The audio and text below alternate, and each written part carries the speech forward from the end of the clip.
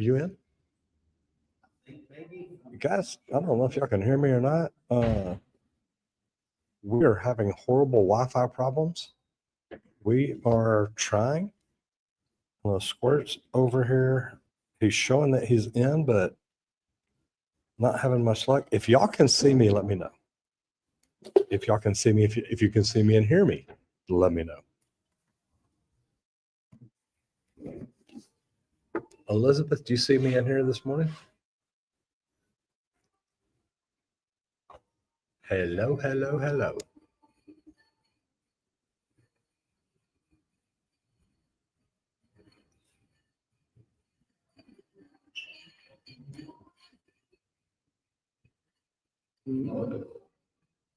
All right, see me and hear me just fine. Good deal. All right, so see, I had problems trying to get in and get started. Now Squirt's the ones having problems. How's everybody doing today? I hope that y'all are doing wonderful. And we are getting ready to, we've actually still going to the conference here. So the cool thing about it is, man, number one, we get to do some amazing things. We love it. We love what we get to do. And we're used to having problems. So this really is kind of a fun thing to deal with. But I want to say hello to everybody. How are y'all doing? Welcome to the Trade Talks Live. I am Roger Wakefield. Squirt will try and get back in here shortly. And until then, man, I'm going to have fun. We are in Irving, Texas. We are at the Las Colinas Convention Center. And this is the last day. Today is the day that we actually get to come in, and this is our inner circle day. So what we get to do is come, learn, and hopefully grow. If you've been here before, you know that we talk about the trades. We talk about all the trades, not just plumbing, not just electrical, not just HVAC. We talk about all of it. And we do it for y'all because we truthfully think that if you will educate yourself each and every day for 30 minutes to an hour, you can move up to be in the top 5% of your industry. So what does that do? Well, that helps you move up and make more money. So that's why we talk about what we talk about. It's what we do, what we do. Squirt, how are you doing today? Good morning, everybody. I'm doing great. Some couple technical difficulties.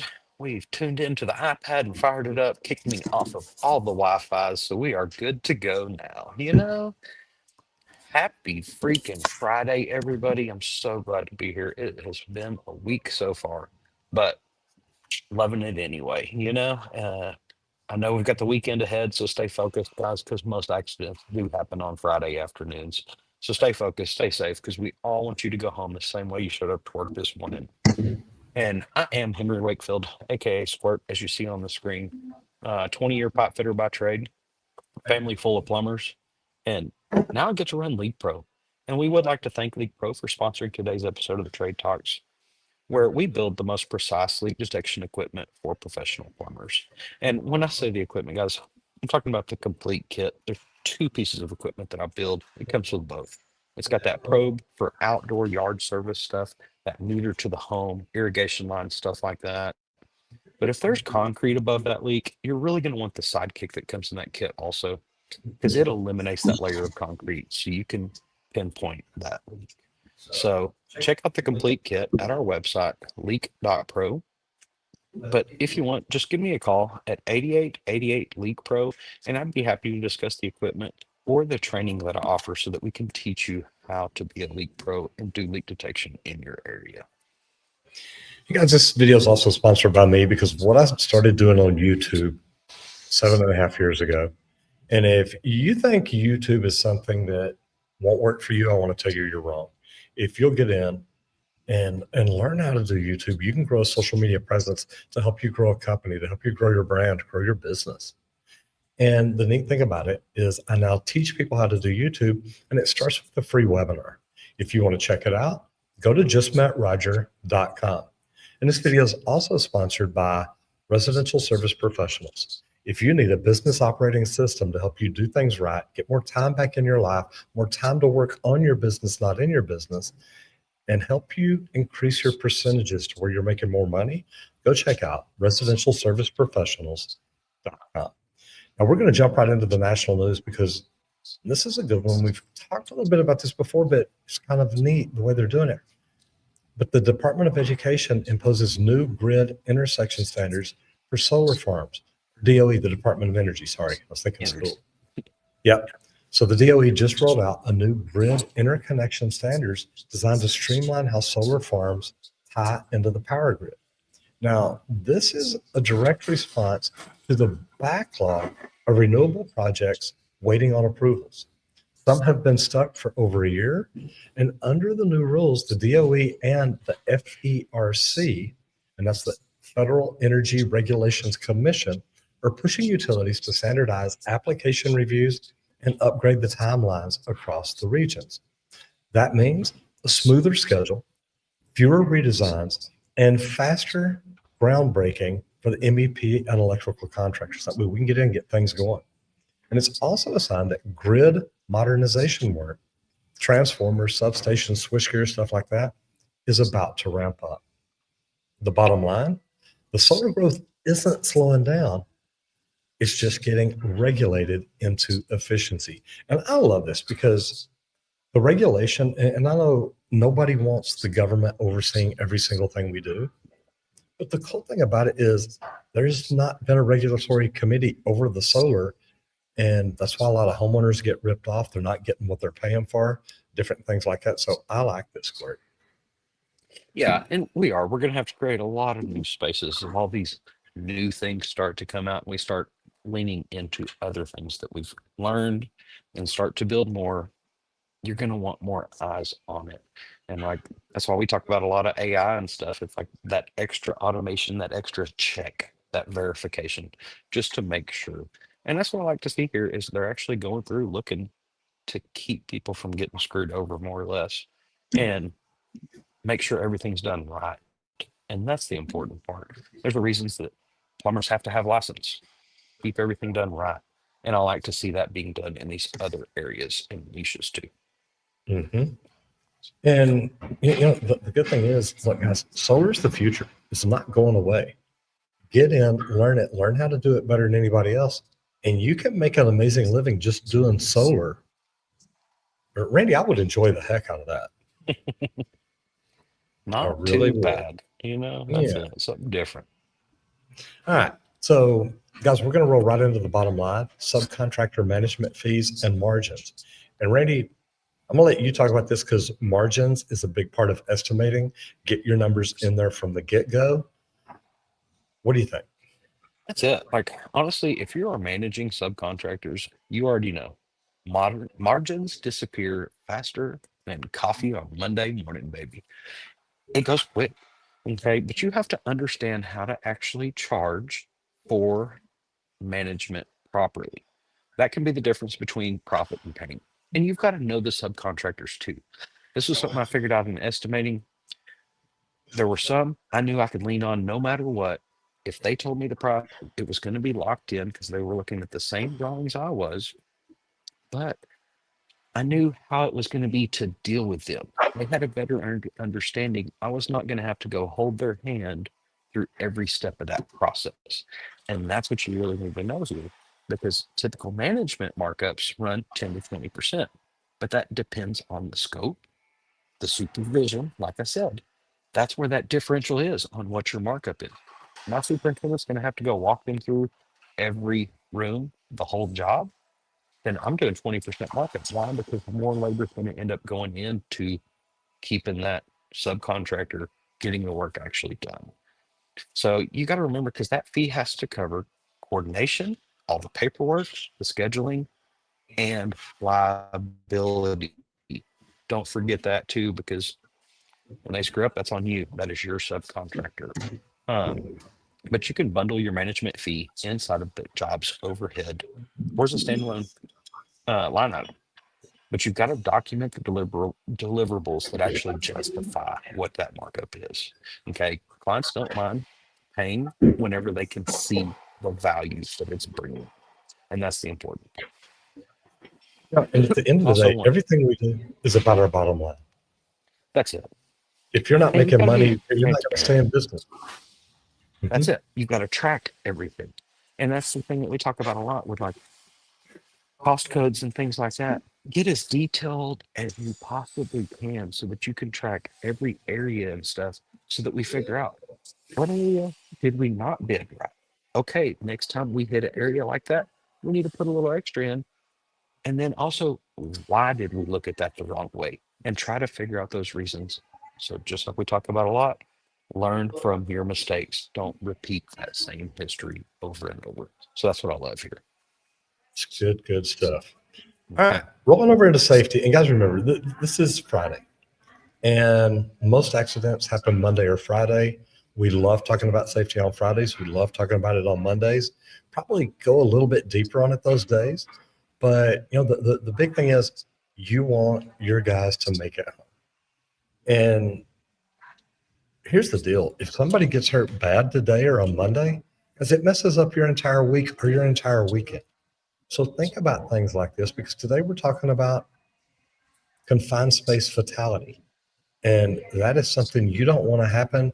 That will mess up your whole freaking year, I promise. Man. But a recent OSHA investigation highlighted a confined space tragedy that could have been prevented with just basic procedures. 2 workers entered a stormwater vault without atmospheric testing or without a retrieval plan.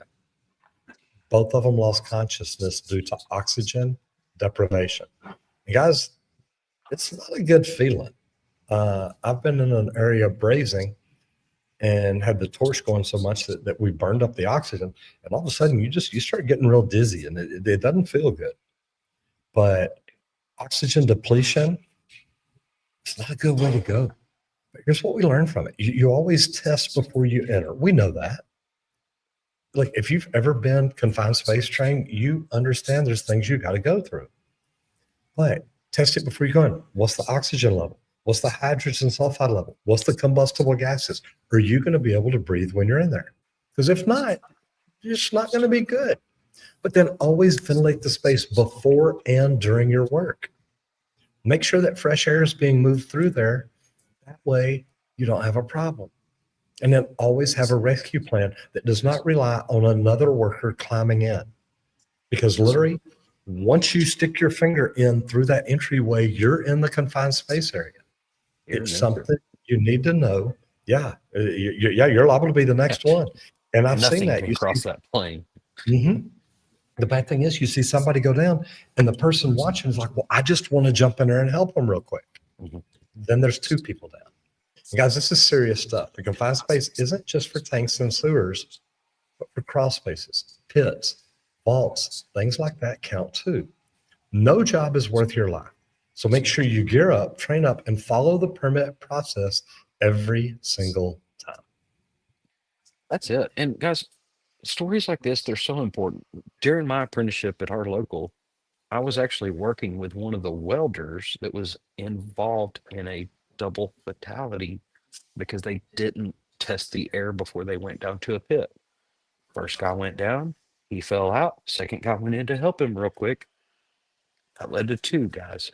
You have to do study, and stories like that are what really resonate, especially in that training, to make yourself aware that it's like, dude, like, it's all just because they didn't know the gas had took over there, because this one gas that sinks all the way down took over everything and pushed the oxygen out of the space.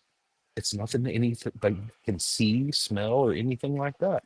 You have to test these spaces, and that's why this is so important and close to home, honestly. Like, that's why I wanted to bring this up, because stories like this, we hate to hear them because they really do suck, but we all want to learn from them so that we don't repeat it anymore in the future. So that's the key to this. It's neat stuff. Safety is something that, guys, we can all learn from. And if we're not learning, if we're not passing on that information, we're not sharing it. Like Randy said, here in Texas, this hits a lot because there's a lot of plumbers that die tunneling up under houses because they're not professional about it. They don't have professional dig crews come out. And the plumber wants to dig a hole this big around where he can just climb in and do his work. And next thing he's he's got tons of dirt falling in on him. So guys, think about it. Anything you do, understand it's not worth your life. It's really not. All right, new construction, mass timber and hybrid steel constructions. And I love this, mixing it up a little bit. But if you haven't been That's it. following the rise of mass timber, you're missing one of the biggest shifts in building materials in decades. Developers are starting to combine engineered wood with steel frames for taller, stronger, and greener buildings. Hybrid systems are now reaching 10 to 12 stories. Some cities are rewriting fire codes to allow it to go even higher. The good thing about this, guys, this is lighter structures, it's faster installs, and up to 15% shorter build schedules. Imagine that. Imagine being able to take that much time off of a build. Compared to concrete, it's getting to be a lot faster. The contractors are finding that prefabricated panels, which we talk about all the time here, reduce site waste and speed up frame time dramatically. It's a blend of tradition and technology that is giving new meaning to sustainable construction. And guys, sustainability is what it's all about. If we can't start building buildings that are going to stay with us and last with us forever, man, it's just not good. That's it. And I like this because we've talked a lot about mass timber high rises and stuff here lately because it's going on everywhere. They're trying to be the first to do it and stuff like that. But I love metal work. Always have. I'm a pipe fitter, guys. Plumber, pipe fitter, welder. I love metal. That's my favorite part of all my trades is the metal work. So I love to see this hybrid approach because I do want some steel in some places. I don't just want even manufactured wood. I love it for some things, but I do still love the cold feel of steel sometimes in some places. So I like this hybrid approach, something different and keeps a little bit of everybody involved. And that's what I like about this. Takes all So trades to freaking build a cool. building, baby. Mm-hmm. Jim X Plumber says, "Good morning, fellas. How are you doing, sir?" So, good morning, fellas. It is Stay Safe Friday. Do it so you can have a wonderful weekend. Man, I completely agree with you there. Matt McDonough says, "Mr. Miyagi at Plumbing and Viking Leak Whisperer, what's up, bro? Happy freaking Friday. Love yesterday's video. Saw how you almost forgot the ring. And you know what? Almost did. I literally put it together and I'm like, ooh, wait a minute. And I'm glad we didn't cut it because you know what? We've all got to think about everything. So, Matt, I had fun with that. That was good. Go LeakPro and Roger Wakefield, Plumbing Education. Guys, if you hadn't hit the like button, if you hadn't subscribed to the channel, come on, help a plumber out. Or share it with some of your friends that need to learn something about the Boy, that's the truth. trades. Confined space is no joke. I've been in so many areas like that. Be safe. And me and Randy both have been confined space certified before and done all that. So yeah, we completely understand it. And guys, there's sometimes in there it gets scary when you're in maybe a little further than you should be and your low level oxygen goes off or something like that. It's like, okay, I need to start figuring out how to get out of here and get safe. That's it. And guys, if you don't know, even a dumpster is a confined space. If you've never been trained, anything with a single entry point is a confined space. Just to let you know, side stuff, side stuff. But Okay, definitely so I got something a to always question. think about. Yeah. If I'm a residential service plumber and I go into a bathroom in a house, there's no window. Never mind. Zach, oh, shit. Matt says that's what happened in New Orleans in Vegas. Oh, oh, probably confined Oops. space. Yeah. Yep. Uh-huh. I'm assuming. Zach Johnson, how we doing? Says, hey y'all, off to another leak search. Happy Friday. Zach, Good man, deal, brother. more power to you, brother. It's a great thing to do, a great place to be. You know, the good thing is we love what we get to do. So, guys, keep everybody safe. That way everybody can keep doing it. We're going to roll into mindset growth. Building emotional resilience in high stress quarters. Now, every single contractor has been through it. Tight deadlines, delayed payment, crew issues, all of it. Emotional resilience isn't just about staying calm all the time. It's about recovering faster when things do go sideways. Because guys, they do. And the thing is, you've got to understand how they go sideways. What are the signs to see coming as to maybe why they go sideways? What can we do to keep them from going sideways? But then once it does go sideways, how do we get over it? You got to understand the stress signals, because stress signals that they'll let you know, hey, something's not right. Irritability, poor sleep, burnout. Because when you start feeling that burnout creeping in, it's time to say, okay, look, what can I do to change things? What can I do to make things better? Maybe it's just take short breaks. Sometimes in the middle of the day, Randy will, get up and go walk. Sometimes you got to get out. Sometimes you got to get out of the office that you're in. You got to get away from the people you're around. You've got to get out and you got to do things, but recognize the stress signal early and know it. That way you don't get pissed off. You don't hurt people. You don't upset people. And then delegate. If there's work going on, it's like, hey, look, I can't do all this. I need you to do this. I need you to do this. And then find your reset button. And Randy and I, we go out of town quite a bit. We're at the beginning of the year. We go to Cancun for training. We're going on a marketing cruise. We're doing things to help us get away from it. But it's work, but it's work in a different environment. And it's part of what we have to do. So whether it's a walk, whether it's going and working out, maybe it's going and do 100 setups. Maybe just 10 minutes sitting in your truck, meditating. Do you meditate? Do you know how? Do you have music that you can put in your head and just say, okay, look, I just need to breathe? I've got a friend named Dr. Jeannie who does breathing techniques that teaches you how to relax, how to get your heartbeat or heart rate to come back down. Good leaders regulate themselves before they even ever try to lead others. And the more resilient you are, the more stable your team becomes.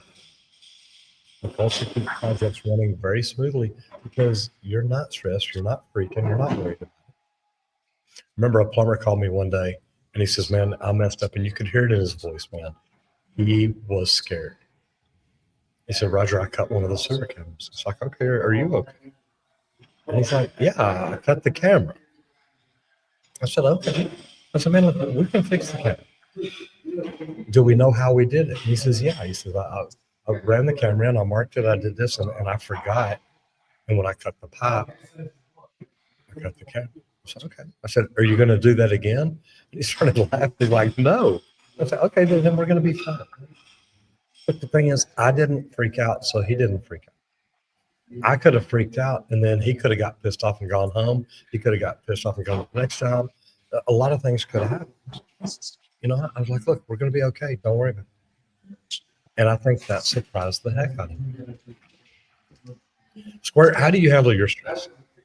Well, like I was thinking about to say, like, because the main thing, because I'm thinking, like, let's think shutdown mode. Okay, boom, you got 2 hours shut down, this is the window, and you have 3 hours of work to do in that 2 hour window. It's a high stress situation. Everything's going to be coming at you.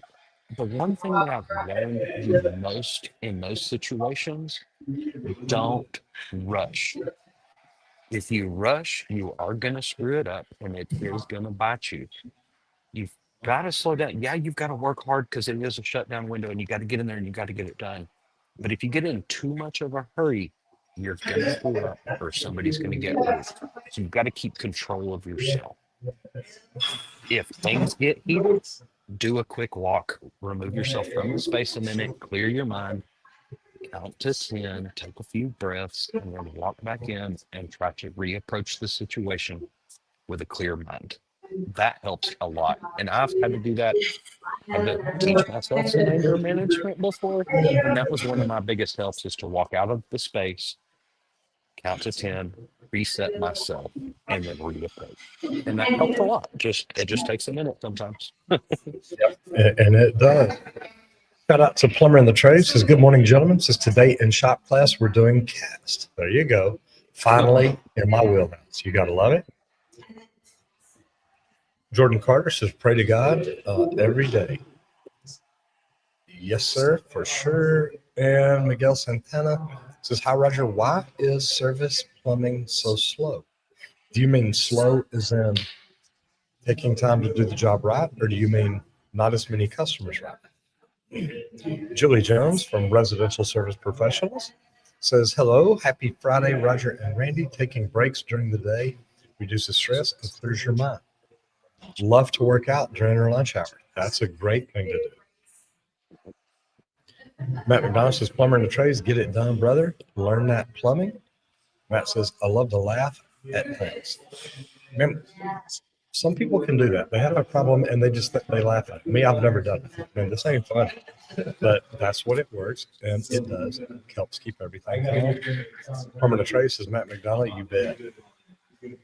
All right, guys, we get to do what we get to do because it's something that I started doing 7 years ago. Just over 7 years ago, I walked into a marketing conference to learn about social media. I wanted to grow my plumbing business. And when I walked in, I found out about this new thing called YouTube. Well, to be honest, it wasn't new, but it was new to me. But I learned about it. And I thought, you know what? Why aren't we doing anything like that? And it's really funny because a month later, I started doing YouTube. I started making 3 videos a week, and it really did help the plumbing company grow. And I didn't make videos just to sell plumbing, but I thought, you know what? If I can teach people about plumbing, they'll see me as an expert. They'll see me as a trusted advisor. And if you can be a trusted advisor for people, and then they run into a problem that they can't fix, guess who they want to call? So it worked out really, really good. If you'd like to learn a little bit about doing YouTube, go to justmattroger.com and check it out. Now, if you've already got a company going and you need a business operating system that will help you buy back time in your business, it'll help you make more money in your business. It'll do the things that you need done to give you time to work on your business, not in your business.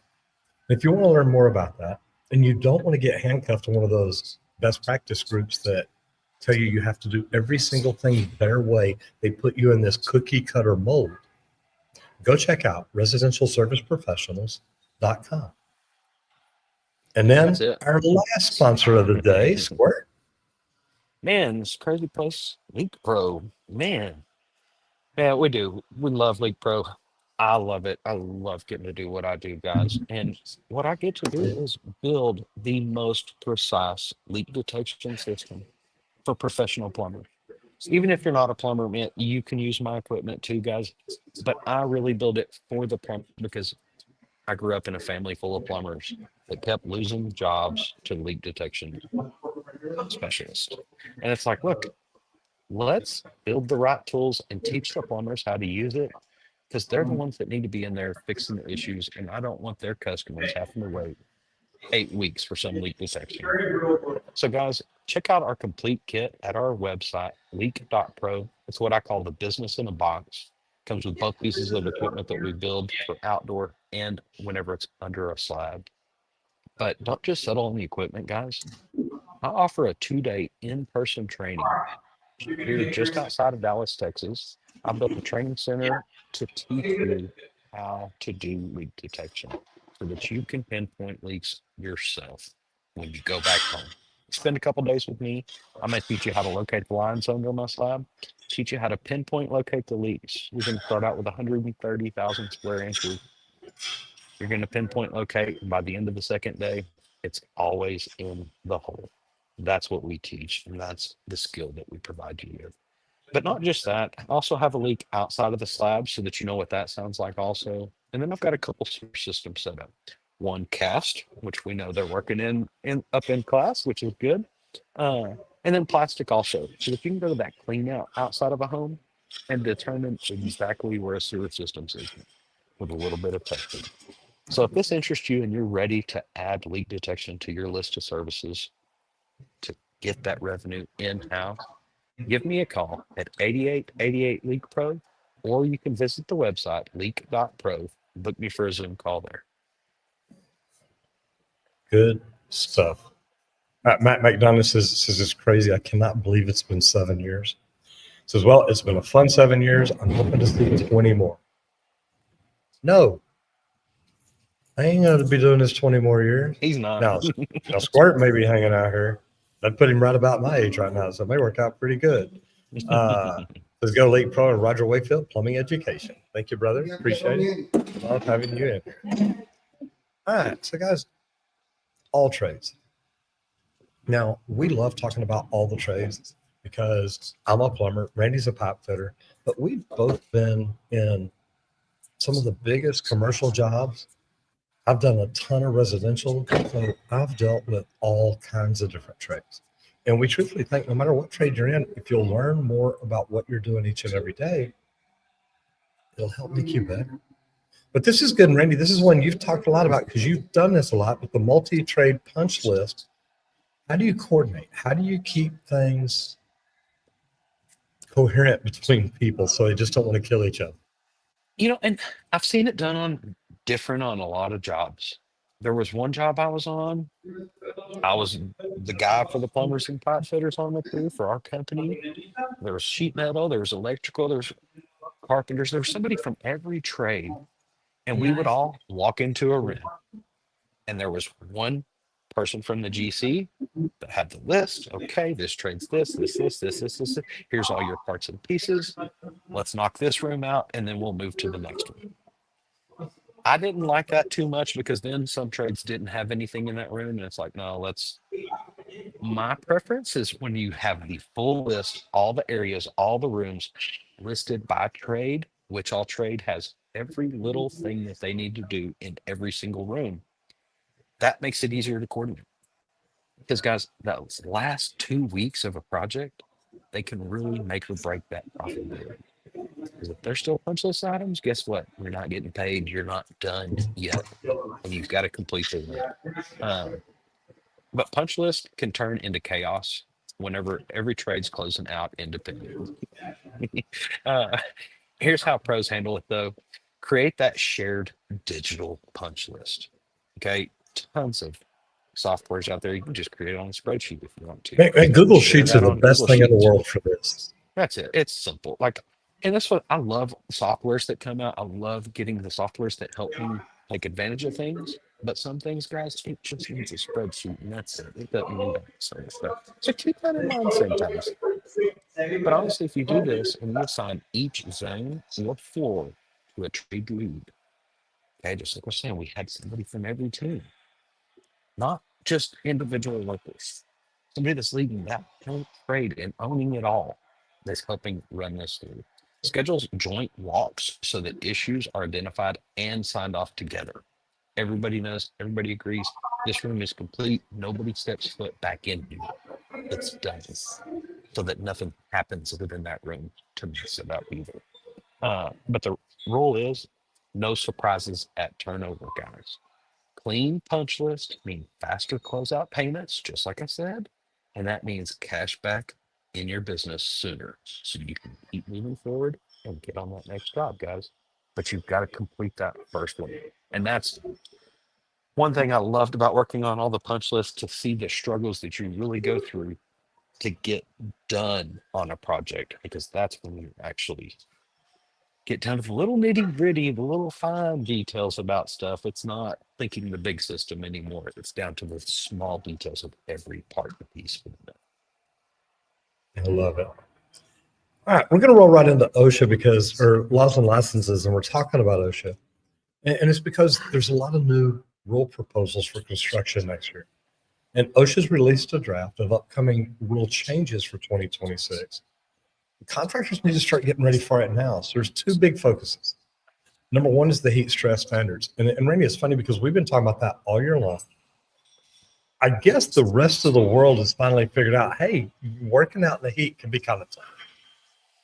I don't know what they were Finally, the doing. right person got in the trades to figure that out. Whoever that was, thanks. I'm glad that you You know, finally made everybody aware. the sad thing is, literally, it probably took some politician's child, son, daughter, somebody. They told them, look, you're going to have to get out and get a real job. And they did. And they had a problem. Yep. And, I hate to say that, but guys, that's normally what it takes. If we think it's hot, they don't care. But if their kid comes home and says, oh my gosh, it's so hot here, nobody takes care of me, well, they'll change the laws for that. But heat Thanks to the stress right person. standards, yeah, you're right. Yep. But heat stress standards are becoming a big deal. And the expanded digital reporting, reportable incidents. And guys, these are going to be big because you're going to see an increase in numbers because of the way that they're making us report it now, because they want to be able to see what happened. So understand it, that when you start seeing a big increase on the numbers, it's probably not a big increase on the numbers. It's a big increase on the way that it's reported. And now more of the real numbers are saying. So it's something you need to think about. But the proposed changes will require heat illness prevention programs with water, shade, and rest intervals on job sites. And I think we looked at this the other day, Randy, because this is going to affect your numbers. If you work in hot areas like Texas, I think it's every 2 hours, they got to take a 15-minute break in a cool down area or a shade area. Yeah. Guys, that's what, 3 or 4 more breaks a day? You got to look out for it. And the reporting update means that supervisors will need a digital system ready to log the incidents, and they've got to be logged within 24 hours. There's going to be a lot to this, Squirt. Tons. But you're going to have to think about this when you're pulling together an estimate. Yes. How many There's an months of extra this hour job a day. are in the heat? That's it. And is it shaded area, or is it out in the heat in the dirt? What is it? Is that the underground part of the job? Is it this big massive high rise that all the underground's only during the summer? That's usually what happens, guys. You've got to be prepared for that, and you are going to have to think about that, because that was one thing I think, like one of the first times we talked about this, I was saying is I never really thought about it when I was estimating, and I wasn't even taught by the senior estimator I was trained under, which has done it for decades. The time of year is going to matter on a job because it's going to affect labor differently. And I'd never thought about that during estimating. And it's like, dude, winter, they're bundled up, they slow down a little bit. You're going to have to factor that if it's only a December work outdoors. You've got to think about that. So I liked that. And the thing is, you got to get ahead of it. Make sure you, and here's my thing, Randy, the safety vests that monitor temperature, that do stuff like that. You start tying this to this, and then you get a report every time they get hot, every time they get dizzy, whatever it is. You guys, do whatever you can to make your compliance easier to track, easier to do. Make it easier for you. Make sure you document it. Make sure that if OSHA walks out, you can pull up your phone and say, here's all the incidents we've had. See, here's everything we've got. If you'll do that, guys, it'll keep you out of trouble. It really will. All right, business training. And this is great because I love this whenever I learned how to figure it out, whenever I had a residential service company. But you've got to know your customer lifetime value. And you think about this, because I remember being in Sandler sales training, and you look at your average ticket of a customer, and I think the average ticket for a plumbing customer in Texas is about $500. But then you look at it and say, well, if I follow up, if I follow through, if I create a newsletter, if I have things in place that will help me stay in front of them, I can let them become aware when the new Halo water filtration system with the software comes out, when the new LeakPro kit upgrade or card upgrade, when something like that comes out. There's so many different things that you can just let people know, hey, there's a change coming. Some people like me, the newest phone, it came out just a little while ago. I got mine the other day before coming over here. But you know what? Somebody let me know about it. So you look at that $500 ticket, say, yeah, but normally that customer will buy a water heater. They'll do this, do this. So the average lifetime value of a customer was really closer to $5,000. So you've got to look at every new customer you get each year. That should be a $5,000 customer over the course of a lifetime. And it can be more if you will do things right. But this is one of the most overlooked metrics in service trades. The total revenue of a customer generated from their first call till their last. When you know that number, when you know how to figure out how much a customer is worth to you, you stop focusing on one job and you start building relationships. And when you build relationships, it's great because they'll stay with you even longer. But offer membership plans, have seasonal checkups, have things that you do for them because they're repeat customers. And then have personalized call-ups. Don't just send an email out. Make sure it's one that mentions, hey, look, we did your water heater 3 years ago. It's time to flush it again. Guys, you can build things to help follow up and follow through with customers to where you can increase that lifetime value. Most trades don't lose customers because of the price. They lose them because the customer forgets who they used. Stay in touch, track your calls, and make every single customer a long-term customer because you're the one who does that, not them. They don't just go away. They go to somebody else. That's it. And What do you think? like it's the major thing we always talk about. It's the follow through, not just the follow up, the initial one, beyond that, because you've got to hit that reminder. It's the old saying, the squeaky wheel always gets the grease. If they don't know about you, guess what? You've probably been forgotten. Like one of your favorite things back when you were plumbing, when on your cup, I love my plumber. Why? Because you were focused on the relationship Yeah. more than the job. Because if that customer loves the plumber, they're not calling in another one and they're not forgetting who you are. Set Mhm. yourself apart to be different. And that's what I love about this. Such a big deal. Matt McDonough says, I love how you said no. But yeah, I have no problem saying no.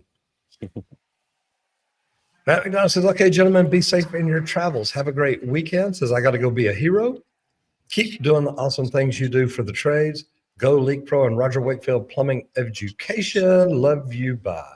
Brother, you be safe. I think you travel as much as we do. You just do it in a car or truck.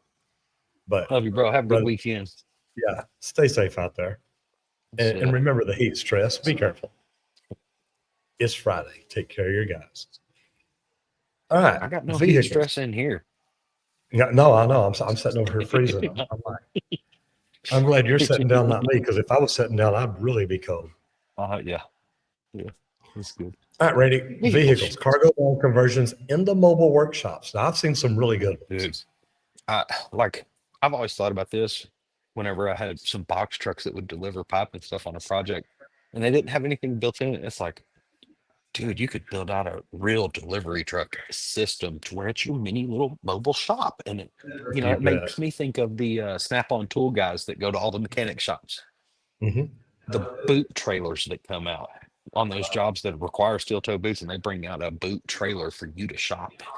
So many cool things. Turn your cargo van into a mobile workshop. Okay. You can turn your van into that rolling money maker. And I know they are already because we're doing service work and things like that. But guys, the best setups today use the modular shelving, charging docks for all your cordless tools. Have a space built. It's your shop within your space, guys. And built-in inventory tracking. This is one of the most important things. Hmm. The key to keeping your process running smooth is having enough material every single time for every single call. If you can't track your inventory easily as it gets used, it's a broken system. You need to fix it and address it quickly because that is one of the major time wasters in a lot of service companies. You've got to have that organization going on, guys. Uh, you can even install pull-out benches for on-site repairs. You need a little tabletop or something. We do this a lot on welding rigs and stuff where we'll have a vise on the actual truck out there to where we can set up right there and just throw a piece of pipe on and start doing some welding. It's like building us a workshop right there on the back end of our trucks. Think of that in your industry, your spot. Do you need to rebuild some stuff, wiring harnesses, stuff like that? Create you a little table set up in there to be able to go in and do some things. I could actually build LeakPro out of a box truck really and just have myself a little mobile shop running around doing it. Um, but if you have that well organized van, it's going to save minutes every call. How many calls do you do a year? How many hours did you just save? That is money because we know time is the most valuable thing that we have. Um, but whenever customers see that clean, professional layout, it reinforces your credibility instantly. And I love whenever I see any service vehicle when they open the doors and it looks pretty inside, organized, nice, neat, everything's in its place. I have total respect for whoever jumps out of that van because I know it's not a big mess of a disaster. Okay. Every single van you have is a mobile billboard. Make sure it says professional before you even knock on that door. When they open it up and see a setup like that, like think of that video we did on your y'all's Milwaukee van that y'all used to have or whatever. Uh-huh. So clean, so organized, so sharp. Everything had its little place and piece. You knew they were going to be able to get every single part out quick and keep proficient all day long. And that's what I love to see. And you talked about ours, but I mean, I've seen other ones built out where it literally had like a desk where the guy could sit down and work on his computer. Mhm. It had charger stations. It had charger stations for his computer for that. It had lights overhead. When he wasn't using it for an office space, he could use it as a workbench. Sit down and prefabricate stuff, for a water heater, build his spools, do things like that. It was just such a great thing that I'm looking at it like, oh my God, I love this freaking setup. It is so cool. So stuff like that is what A it's all about. prefab space. Yeah, A prefab exactly. space. That's it. Like, yeah, that's it. I love it. All right, we're going to roll into the social media spotlight. And I Uh, love this because you hear me? Or did I miss something? yeah, I can't pull it up today. Oh, no, that's fine. No, we can talk So about it. He was we can talk great. about That's it. how, Yeah. yeah. Rising Tide Plumbing, plumber led social account that mixes humor, honesty, hard earned lessons. They're known for breaking down real world plumbing repairs, showing the messy truth of the trade, and still making it entertaining. It's relatable, it's authentic, it's educational. It's exactly what connects with blue collar audiences today. And if you're in plumbing, or really if you're in any of the service trades, it's a perfect example of how showing the real side of your work builds trust and following. Now, I remember when he came down and it was on our podcast. So go check it out. But the cool thing about it, and I believe the title is something like Plumbing in Nicaragua. I believe it's every year he goes to Nicaragua for a while to help drill wells, to help get water into areas where they need it, where they don't have it. And I've got to do some really cool things in the world, guys. But one of the neatest things was in Nashville. There's a it's a cool little event center, but they've got a place that you go in and it's about the water and different places around the world that don't have access to water. So every time I think of Rising Tides Plumbing going to Nicaragua to do plumbing to help get things in place for people, it is amazing. And I don't know, Randy. I know you've looked through this channel. What all do you like about this channel? Man, it's instructional. Guys, he teaches you what is it like how a bathroom is plumbed in 4 minutes or something. Like it's quick informational videos. And we talk about that a lot here lately into turning your SOPs into micro lessons, little tight segments to get all that information really quick because the new generation loves that. They don't want to watch an hour-long video on how a bathroom's plumbed. If you can show it to me in 4 minutes and I can get a good gist of it, I can dive more in later. Give me the gist, and then let's start talking about the little components in other short videos also. to build out that hour library if you want it to be, to go into that detail. That's the way the newer generation's learning better. So let's lean into that more. And that's something that he kind of does. And I think it's really cool to give those large things into bite-sized bits and simple terms and stuff. So it's really cool to see. And it's a plumber teaching plumbing, man. I know a bunch of those around around this world. And it's funny because that's what Jeff does is he doesn't just go down there and do the plumbing. He teaches them how to plumb. That Yes. way, when he's not there, they can still help get water to places that it needs to be. So it's just a neat deal. And I love watching him do what he does. It's really cool. All right, we're going to close out today with best practice groups. We're going to close out with a thought that can change your business. It can help you grow. And it's very simple. It's build systems that print time. People say there's not a time machine. I'm going to tell you, if you've got a business operating system that gives you back time, that's about as close as you're going to get. But sometimes just getting back time means automating or delegating anything repeatable. Invoicing, scheduling, inventory tracking, follow-ups. Every hour saved on admin is an hour earned to work on your business. Maybe spend time out in the field with your guys. Whatever it is, get a business operating system that's going to help you do things right, to help you do things right each and every time. You know, when you're a plumber, you build systems and processes. You have certain things that you do. And it's everything from where you park when you pull up, knocking on the door. What do you say when they open the door? There's a million different things. And it takes learning to do all of them and making sure that none of them get skipped. And if you'll do this in your business, it'll help you do it. But Residential Service Professionals was built around business operating systems that work. Systems, coaching, tools. And these are not just tools that somebody in a suit made. These are tools made by tradespeople for tradespeople. And if you're ready to stop running in circles and start scaling smarter, join Residential Service Professionals and get your coaches, get your consultants, get your mentors, get your group around you. You know, we're here today in a mastery group, other people that do what we do, and we can all learn from each other.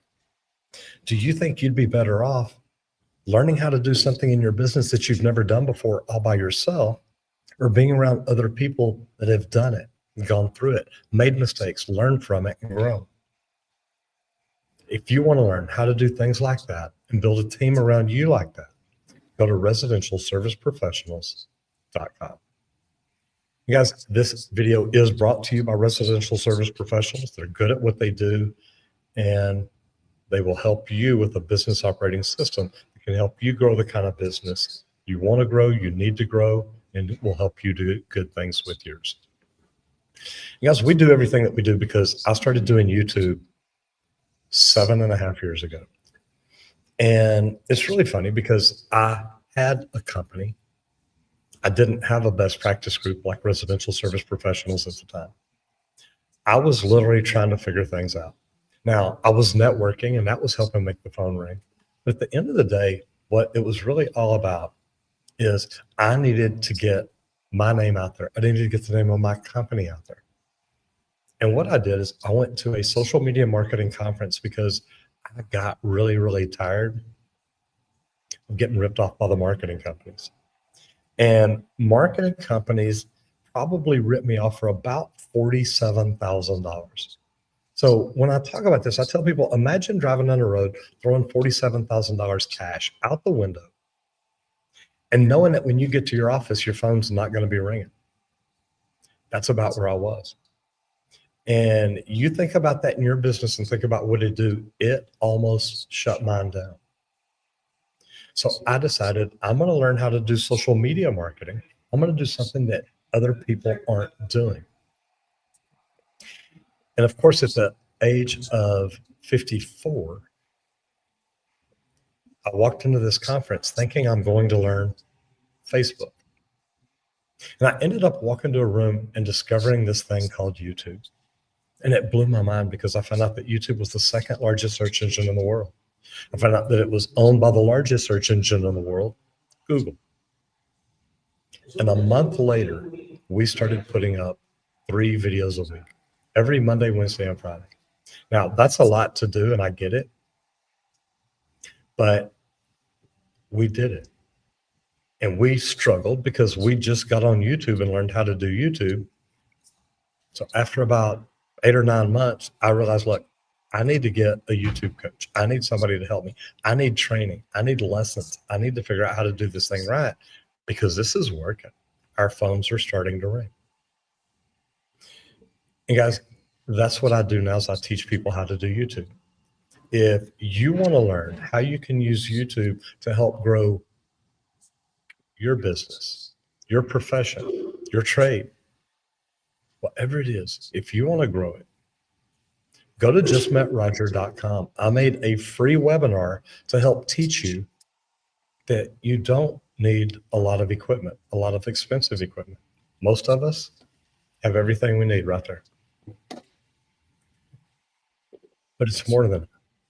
You don't have to have a lot of views. You don't have to have a lot of followers, but you got to make videos to get started. And if you want to learn how to get started on YouTube, go to the free webinar, justmetroger.com, and check it out. And then jump back in here and let me know what you think about it. Because YouTube changed my life, and I think it can help you change yours. Squirt, tell us about LeakPro. We'd also like to thank LeakPro for sponsoring today's episode of the Trade Talks, where we get to come hang out and talk trades for an hour each and every day, Monday through Friday, guys, and we love doing it. But at LeakPro, we build the most precise leak detection system for professional plumbers. And when I say the system, there's 2 pieces of equipment that I build. Everything comes in the complete kit. It's the business in the box. It's got that probe, T-handle style with a stainless steel rod, which is super durable. This is what we prefer for the yard service lines, that meter to the home service, irrigation, stuff like that. This is what you want to probe in and out of the ground to listen to those leaks. But if there's concrete above that leak, you're going to want the sidekick that comes in that complete kit. It's one of my favorites, pistol grip style with an aluminum rod. But that aluminum rod enhances the sound more. That's what eliminates that layer of concrete so you can listen right through it and pinpoint locate the leak. Well, guys, you can check out the complete kit at our website, leak.pro. But also, if you want, get the training. Don't just get the equipment and not know what you're doing. If you want, I will teach you exactly the full process, what we do every time we go to locate a leak. Teach you how to locate the lines with a locator, pinpoint locate leaks under a slab, outside of a slab, even how to determine where a sewer system's leaking. You come spend a couple days with me, I'll run you through 30 to 50 leaks, and we will dial you in to become a leak pro. You'll be an expert in your field. So if you want to add leak detection to your list of services, give me a call at 8888 Leak Pro or visit the website leak.pro, book me for a Zoom call and check everything out. You know, I want to look, because this Friday, and Randy and I were out of the office. We're out going through training. We're working on some really cool things. But I want to give a special shout out to Elizabeth and Lisa and Alex and Rick. You know, they're in the office taking care of the things that help us keep doing what we're doing. So I really just wanted to take just a minute to say thanks to them, because having them in there taking care of the problems, doing things, making sure that, you know, all mine and Randy's stuff is taken care of, and we get to keep talking to y'all. So special shout out to my team. They're amazing. You know, I'm watching everybody here run and do stuff for Daryl while Daryl's out. And it's just made me very thankful and grateful for the people that I've got. But Squirt, also thank you to you for being here and helping me and doing the things that we do. Guys, it is Friday. Remember that. Take care of your people, make sure they get home.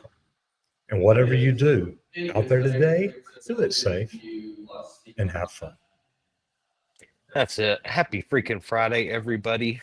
Stay focused. The weekend will be here. It's not here quite yet, but it's coming soon.